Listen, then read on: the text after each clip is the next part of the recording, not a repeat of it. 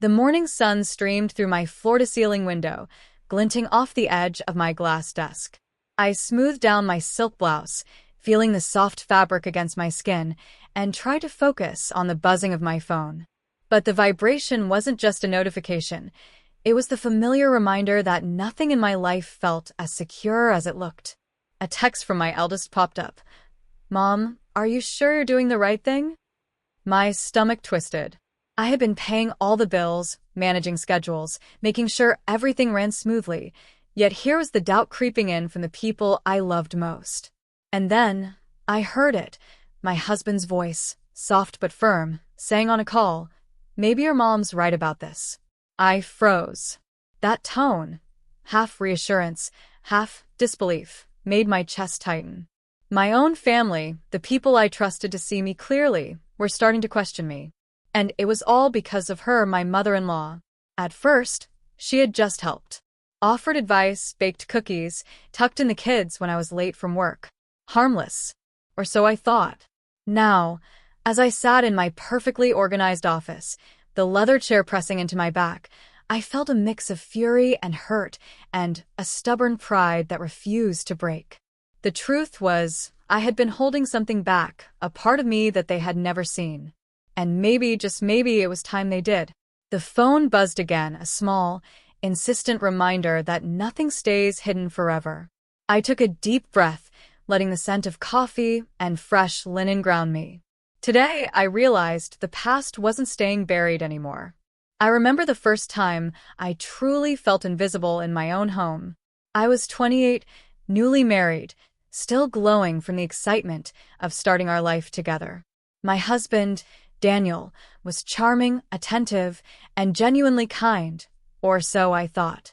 And then there was his mother, Eleanor, who seemed harmless at first, always helping with the kids, organizing meals, giving advice that sounded practical but carried an invisible weight.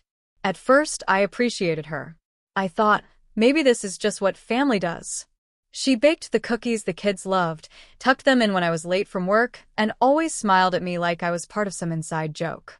But over time, that smile began to feel like a weapon. The comments like, "Maybe you're too strict with them," or "Are you sure you want to handle this alone?" began slipping into everyday conversations. The kids started hesitating around me, glancing at her for approval, whispering things I couldn't quite catch. One evening, I came home from a long day at work, exhausted, only to find Eleanor in the kitchen with the kids. "Mommy doesn't understand sometimes," she said lightly, almost casually, but the kids nodded, giggling. My heart sank. I felt a lump in my throat, hands shaking, and for the first time, I questioned everything I thought I knew about my own family. I retreated to the guest room, shutting the door softly behind me. That night, my grandmother's words echoed in my mind. "Never let anyone convince you that you're less than you are. Trust yourself and keep your flame alive, even in shadows." I held her locket in my hand, a small, gold piece she had given me years ago, and felt a surge of resolve. It wasn't just about proving Eleanor wrong anymore. It was about reclaiming my voice, my authority, and most importantly, my children's trust. By the next morning, I made a quiet but unshakable decision. I wouldn't argue, I wouldn't fight in the open, but I would start building my independence, step by step, secretly if I had to. Every small victory would count. Every lesson learned. Every late night spent planning. Every bit of self-respect I could muster. It would all lead to the day they would finally see me as I truly was. Strong, capable, and unshakable. I started small, almost invisibly. While the kids were at school and Daniel at work, I carved out pockets of time to learn, to create, to reclaim myself. My grandmother's locket rested on my desk as a constant reminder that I wasn't invisible. I just had to prove it to myself first. I signed up for online courses, spent nights reading books about leadership and business, and experimented with side projects that could one day become more than just hobbies. It wasn't easy. Every evening, as I balanced cooking dinner and helping with homework, a voice in my head whispered, "Why bother? They'll never see you anyway." But then I remembered the way my children had looked at Eleanor, seeking validation from the wrong person, and I steeled myself. I couldn't control what they thought yet, but I could control the woman I was becoming. And slowly, almost imperceptibly, things began to shift. I met Julia, a seasoned entrepreneur at a networking event, who saw potential where others only saw a tired mom juggling too many responsibilities. She encouraged me to pitch ideas, guided me through the chaos of taxes, marketing, and client relations, and celebrated every small win with the enthusiasm of someone who truly believed in me. I still remember the first time I closed a client deal on my own, a modest sum, but a monumental moment. I felt a surge of pride, the kind that no one could take away. The nights were long, sometimes endless. I'd be up at 2 a.m, reviewing spreadsheets while the house slept, silently imagining the day my family would see the woman I had become. I learned to navigate rejection, to laugh off moments of self-doubt, and to find joy in the tiniest victories: a well-crafted proposal, a client compliment, an unexpected profit that confirmed I was on the right path. By the time a year had passed, I had built something significant: my own consulting business, modest at first but steadily growing. And yet, I didn't tell anyone at home. I posted generic updates on social media, masking my true achievements with subtlety. I didn't want arguments, doubts, or interference. The more they assumed I was still struggling, the more room I had to grow, quietly but fiercely.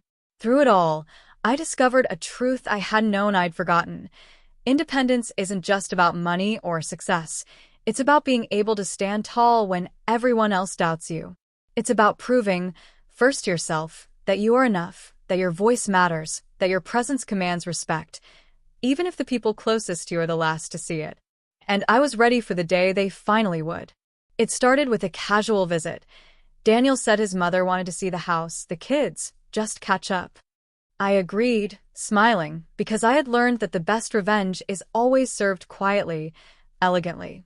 I spent the morning arranging fresh flowers, straightening the art frames, and adjusting the silk throw on the living room couch. Every detail mattered, but not for them, for me. When Eleanor arrived, the familiar warmth of her smile didn't fool me. She still carried that same soft-spoken authority, the kind that subtly undermines and controls. The kids ran to hug her, giggling, just as they always had. Daniel followed, casual, unaware of the storm that had been brewing behind my calm exterior. I led them into my home office, the door closing with a deliberate click behind us. The space reflected every secret hour I had poured into myself: sleek shelves lined with business books, a polished mahogany desk with a small stack of client contracts, framed certificates from courses I'd taken at night, and, subtly placed on the desk, my grandmother's locket, a reminder that the woman in this room had been shaped by her own resilience. I didn't rush to speak. I let them take it in: the elegance of the space, the meticulous organization, the subtle but undeniable aura of authority. I watched Eleanor's smile falter ever so slightly, her eyes narrowing, trying to measure what had changed.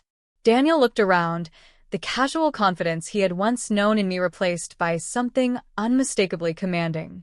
Even the kids paused mid-step, sensing an energy they hadn't before, something that made them hesitate in their own home.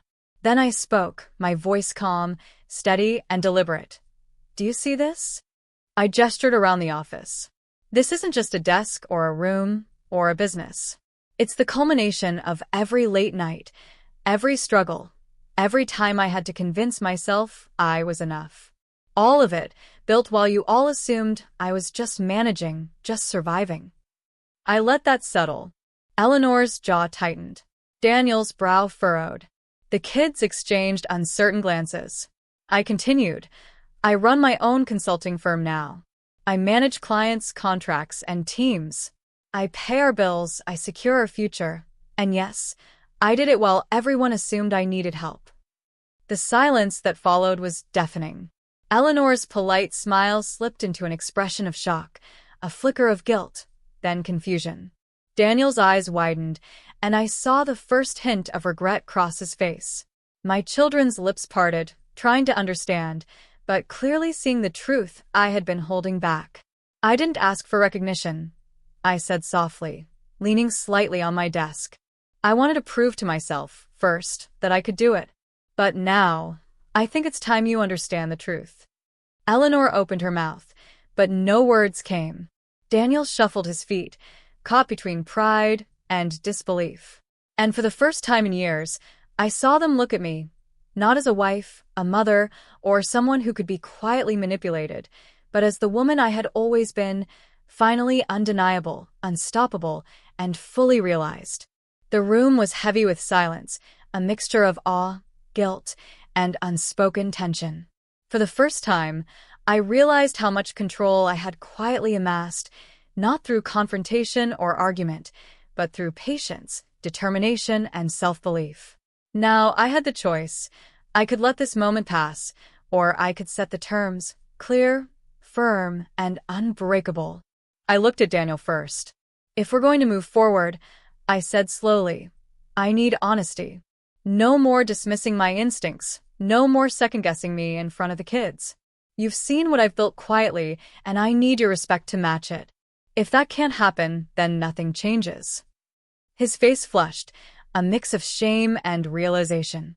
He nodded slowly, understanding the weight of my words, the power of the woman he thought he knew. Then I turned to Eleanor. I kept my tone measured but resolute. Your help isn't needed anymore.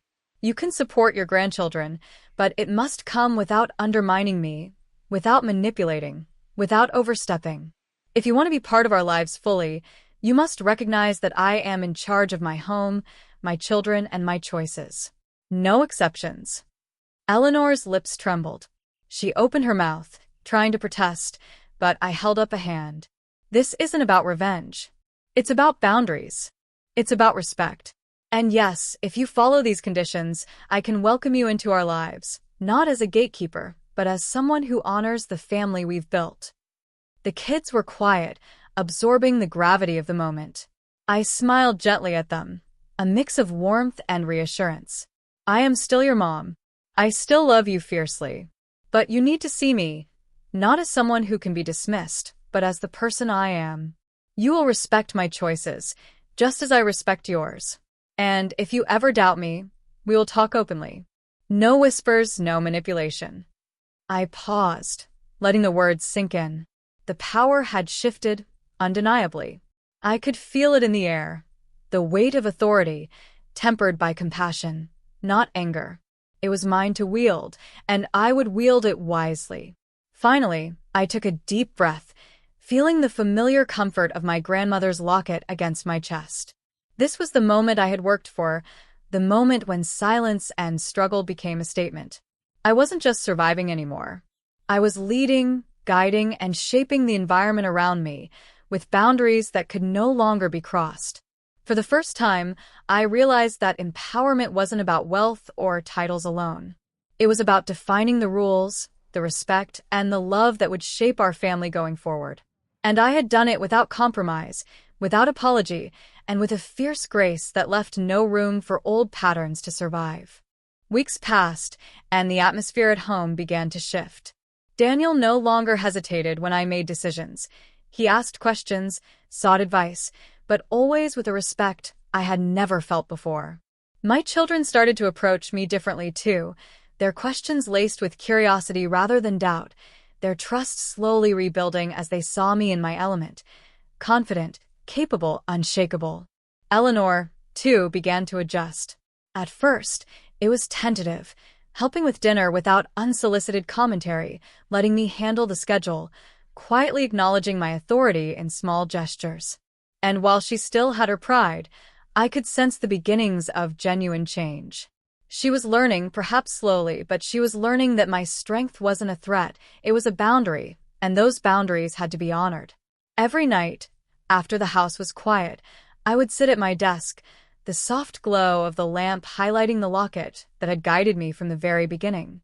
I would think about those early days when doubt and manipulation threatened to swallow me whole, when the people I loved most questioned my worth.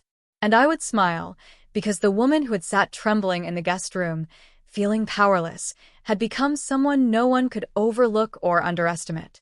I realized that empowerment wasn't just about proving them wrong, it was about proving myself right, about building a life that honored my dreams, my efforts, and my voice. And most importantly, it was about teaching my children that respect and strength are not demanded. They are earned through courage, consistency, and self-respect. On a quiet Sunday morning, as the kids played in the backyard and Daniel read the newspaper at the kitchen table, I traced my fingers over the locket, remembering my grandmother's words. Trust yourself and keep your flame alive, even in shadows. The flame had burned brighter than I ever imagined, lighting not just my path, but the way forward for the family I loved. And as I stood by the window, watching sunlight spill over the garden, I whispered to myself, with all the calm confidence I had earned, I am seen. I am enough. And I will never be invisible again.